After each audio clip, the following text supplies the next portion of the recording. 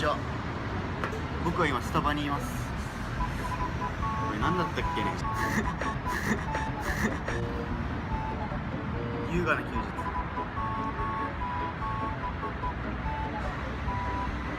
ゃあ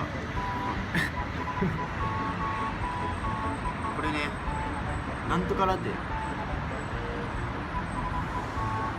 0点。牛乳のこの膜の部分がもうちょい甘かったらもうめっちゃうまいはずなんだけどね。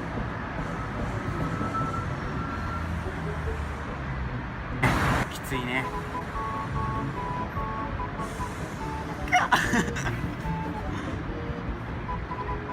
寒いわこんな。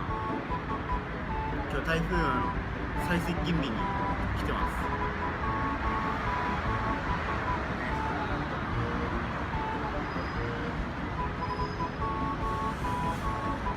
よっしゃ帰ろうか。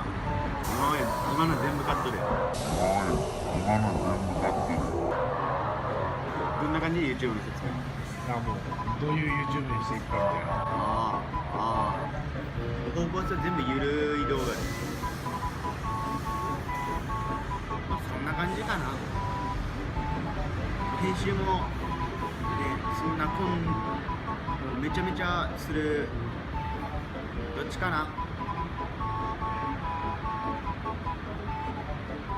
こんな感じかな。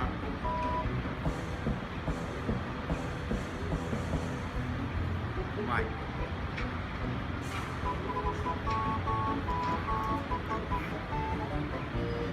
笑顔が絶えないチャンネル作りを目指して投票行くぞ。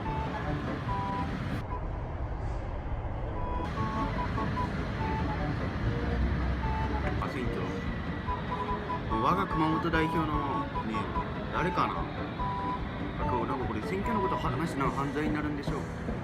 なんか誰々に投票してみたいな。あんま何も言えんけど。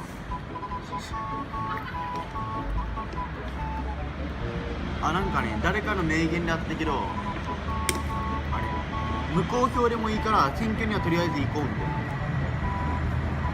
な。名前白紙でもいいから選挙に行こうみたいな。日本帰るぞ。ということで今日の動画は、台風の日にスタバに行ったらまさかの結果に